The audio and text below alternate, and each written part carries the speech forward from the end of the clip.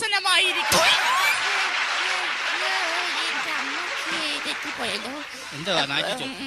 വേദിയിൽ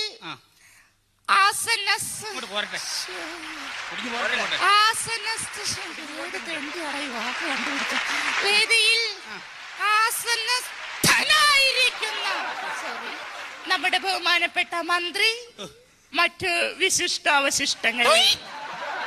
ഞാനിവിടെ വന്നപ്പോഴ് എന്നെ വളരെയധികം പുകഴ്ത്തി പലവരും ഇവിടെ സംസാരിച്ചു. സത്യത്തിൽ ഞാൻ ഒരു കാര്യം നിങ്ങളോട് പറഞ്ഞു കൊള്ളട്ടെ. ഇദ്ദേഹം പറഞ്ഞതുപോലെ ഞാൻ വനിതകളുടെ മാത്രം മെമ്പർ അല്ല, ഞാൻ പുരുഷന്മാരുടെ കൂടി മെമ്പറാണ്. ബഹുമാനപ്പെട്ട മന്ത്രിയുടെ സാന്നിധ്യത്തിൽ എനിക്ക് അദ്ദേഹത്തോട് ഒരു പരാതി ബോധിപ്പിക്കുവാനുണ്ട്. കാരണം നമ്മൾ ദിവസവും രാവിലെ ടി വി